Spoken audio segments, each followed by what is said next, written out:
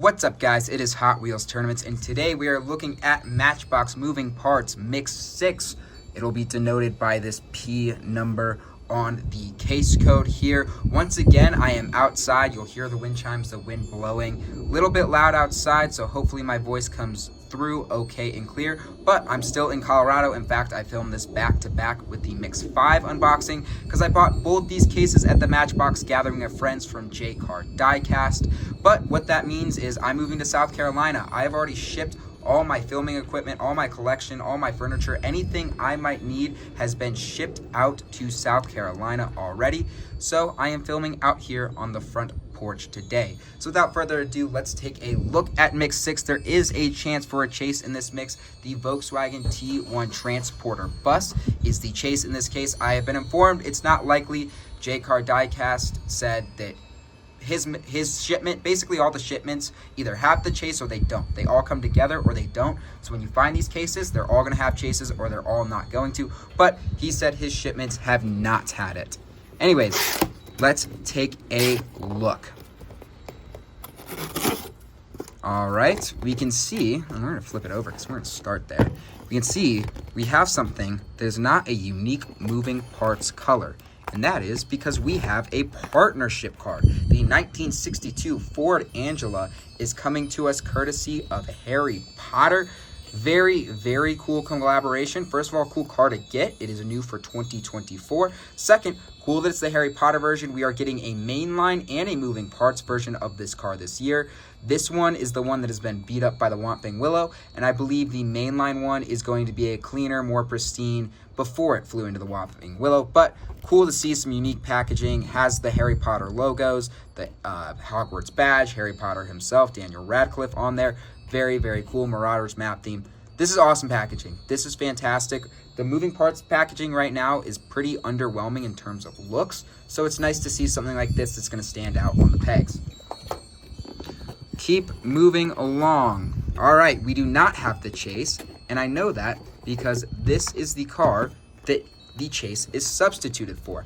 I think I would rather have this car than the chase, though, because seeing it at the gathering, it might be the model of the year. This is the 1995 Chevy C1500, new for 2024 as well. It is one per case. I don't know why the Super Chase is getting subbed for the car that's one per case. That seems weird and a new model, but we're going to talk about it later when we open it up. I have lots to say there. The Nissan Ariya is now in, I said purple. Everybody else says it's blue. I still, maybe I see it's kind of blue. It looks very purple on the packaging, but the Nissan Ariya is making its second appearance. It debuted last year in a beautiful kind of bronze color, but we get another version of that. Nice to see. The 2022 Jaguar I-Pace is the third new model in this case. It's debuting in a nice orange color. Two of those. Again, I don't know why. The C1500, first of all, it's kind of a shame that it's going to be a one per case model. I don't get that. I also don't get why it's subbed out for the Super Chase, because it's by far the best car in the set. And then the 1975 Range Rover makes a nice return in a British green here. This was a great new model back in, 2023? It was in yellow, and we get a nice green version. We get two of those. Anyways, let's go ahead and take a look at these out of the box. All right, we are ready to unbox these. Another case code where we only get 5 models. Typically, middle of the year, it feels like we're getting 6, 7. The past couple of years, we're only getting 5 here. However, unlike the last case code, Mix 5, where we only had 1 new model, we have 3 here. So that is a big improvement. We're going to save those for last. We'll start with the repeats. The 1975 Range Rover coming to us in British Racing Green. Take a look there. Obviously, you can see the hood is the opening part on this one. Pop that sucker out.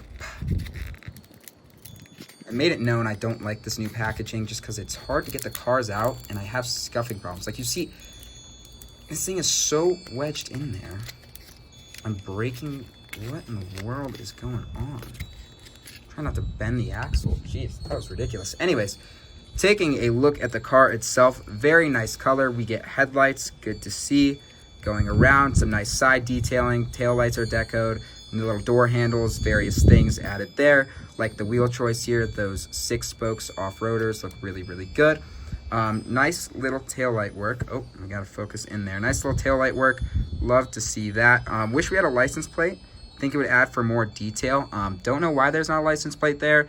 That might be a manufacturer request. But yeah, very, very solid. Love that we get the tan interior. Tan with the green looks good. Black pillars here to outline the rear window. That is excellent detailing. Love to see that. Flip it up.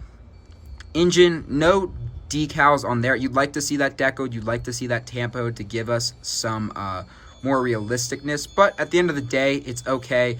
It's a nice opening part. It opens very wide. Wish it stayed open, but a solid release, a good color scheme. Black, tan, green works very, very well here. And yeah, nothing to complain about there. That is a very worthy entry into moving parts. The Nissan Ariya opening hood as well, now coming to us in blue. As I said earlier, we saw it in bronze last year. This one is really firmly wedged in there. Pop it out. That one comes out without a fight, thankfully. Let's go ahead and take a look at it. Part of the big EV SUV swing we've seen with Matchbox here in the past couple years is where this came from. Obviously, for a while, Matchbox had EV mandates as the wind is just taking out cars in the background there. But things I like about this car, huge window piece, gives you a sunroof that you can see the inside of. Very, very nice detailing there. Love how the way the hood looks on this one. It forms very seamlessly with the car. You can barely tell it's a moving part when you first look at it. Looking at the rear, nice tampoing. We get a license plate, tail lights, all the appropriate badging. Love to see that. Nothing needed on the side. This is an everyday driver SUV. You don't need racing stripes, anything like that. Very clean. Coming around to the front, we get those classic, you know, where I say classic, but we get these futuristic EV headlights that they all seem to want to have. They work to varying extents for different cars. It's fine on the Nissan. It feels very weird on a car of this silhouette shape, but, you know, whatever. I guess it looks a little bit sportier. And now, to fight with the moving part and to see if I can get it open. Oh, every video there's one car that gives me a problem. However, we figured that out pretty quickly, and you can see there, it is a fully decoed out engine. That looks very, very nice. That is very well done. Love to see that. That is very solid, you know, for an maybe not the most exciting casting. Looks pretty freaking good in my opinion. We're going to move on to a car very similar in the 2022 Jaguar I-Pace. New for 2024, opening doors here on this one. The Jaguar lineup slowly but growing with Matchbox. Ooh. Yikes, that door does not mesh well. That is not good, in my opinion. Alright, let's flip to the other side. Yeah, seems to be... I'm going to straighten my camera here 1 second. Yeah, seems to be... Yeah, that is a massive gap. That is not a good moving part. Having a gap that big is a little bit concerning. You can see here some of the scrapage that occurs with the packaging. That's all tampered on the top. That's not... You know, that's unfortunate. I hate to see that. It's unfortunate. I've heard there's problems with this casting because of that. But the other thing, the door color, I think this is plastic and this is metal. You can tell they're different shades of orange. So, yeah, that's a rough go as far as moving parts, though. Nice detailing on the inside. You can see the full driver's seat, all that. But, yeah, that's a rough go. The two tones are pretty obvious. The gap is pretty obvious. Looking at the rest of the car, we get taillights, the Jaguar badging and lettering. Very nice work on the grille here. This looks very, very good. But yeah, this is underwhelming, to say the least. Their SUVs are typically pretty good. They've been doing them so long, they seem to have them like hammered down pat. That one could be better, in my opinion. Could be better. Sorry to be so negative, but you know, sometimes things aren't good. They're not all going to be perfect, though. We do have a very good moving part coming up. We also have the 1962 Ford Anglia. Sadly, we have to destroy this beautiful Harry Potter boxing to get to the real prize, which is this 1962 Ford Anglia. A very, very fun casting. So, this is a tampoed top. No scrapage here. Was worried about that. That one looks very good. That one's held up very, very well. And part of it, it's probably less notable because the color below is light blue. The white on top, if it shows, it's not going to be as noticeable. Anyways, opening door on this one, there, you can see here, there is no window, so we can open it. Oh, man, that's going to be tough. Oh, did I get it? Oh, these doors. How are you supposed to even think about getting this open? There it is. You really have to like pinch it. There you go. Opening door. You can see, because it's a British car and it takes place in England, Harry Potter does, you get right-hand drive. Nice. Cool. Anyways, closing the door, you can see we get a very nice silhouette. Captures it. Love the way it just looks almost like a cartoon, the way this like slicks back and then kicks back with these little things. Beautiful, beautiful design. I don't know what this lettering is down here. I think that's like a Warner Brothers logo on it. That's so stupid. That's not a Matchbox thing. That's gonna be Warner Brothers saying we want our like badging and our copyright on there. Put it on the base, dude. Put it on the base. Get some lettering drawn into the base. Why do we freaking need a tampo on the side? And that's so slimy of them to put it on the side. You can't see it. That makes me mad a little bit. Fuck you, Warner Brothers. Why do you need that? Anyways, coming around to the front, you can see here, nice headlights, gray base. Wish it was chrome. It would look really, really, really good chrome. You see it looks a little bit more like a toy. If you give it chrome, I mean, it's going to look like a toy no matter what. But you just get that extra level of realism and detail if it is chrome, I always feel. And you'll hear that's classic around collectors. Disc wheel is a good choice here. Looks very, very good. Nice little striping on the side. Love that you get all the beat up and rusted out parts after it gets just whomped by the Whomping Willow. And you go to the rear. I don't know what the license plate for the car is in the movie. I would assume it's 7990TD. I would assume that is accurate. You get some taillights, and also, it has 2 moving parts. It has an opening trunk. Love when we get multiple opening parts. That's always a plus.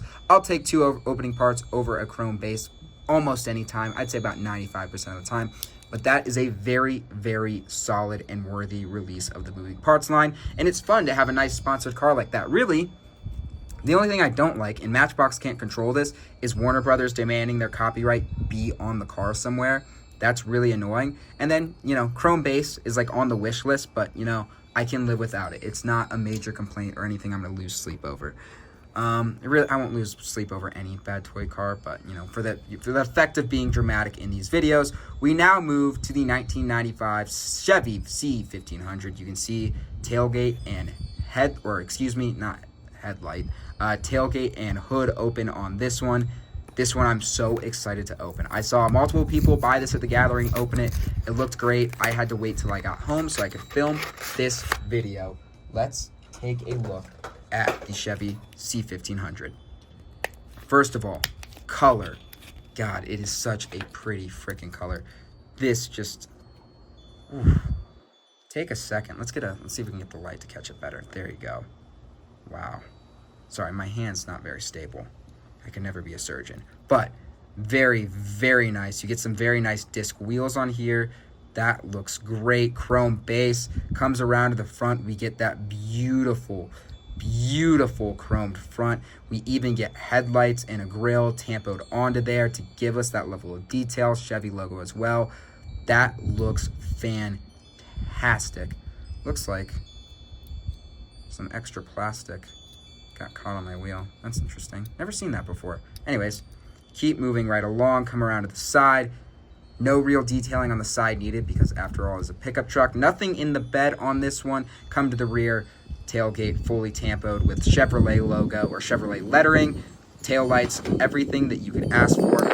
And it pops down. The wind is picking up and blowing everything over.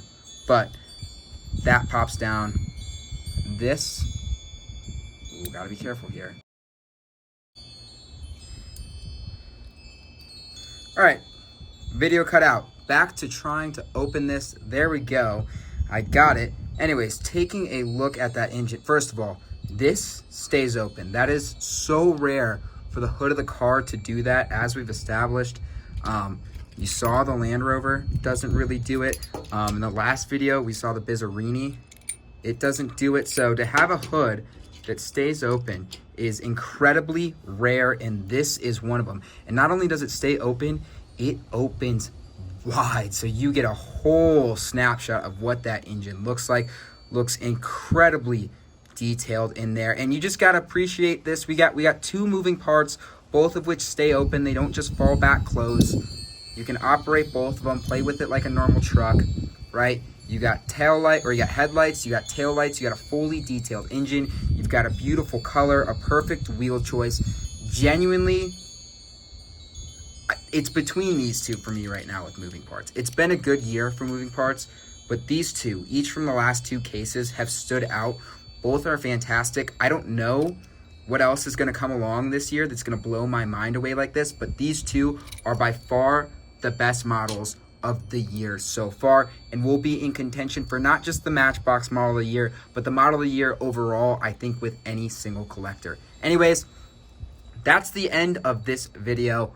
Easy to rank these out. That's going to be one, and the rest, it probably doesn't really even matter, but that's going to be one. We're going to go with the Ford at 2. It's just so fun. It's so cool. It's so unique. You love to see it. I'm going to go ahead and give the Land Rover 3. I love this casting when it came out 2 years ago. I love the color scheme here. It's executed well, again, outside of a tampered engine. 4, we're going to go with the Nissan Ariya. Unfortunately for the Ariya, it's just not as exciting as a Land Rover. So despite the fact that it's probably more detailed and has better execution, it gets a lower score just because, yeah, who cares? And then 5 is going to be the Jaguar. Those doors are just, they're different colored, they're two-toned, you can tell the difference, and there's a massive gap in it. And it just doesn't look that good, which is unfortunate. But nonetheless, still a great case. That's all for now. Please make sure to like, comment, and subscribe, and I will see you later.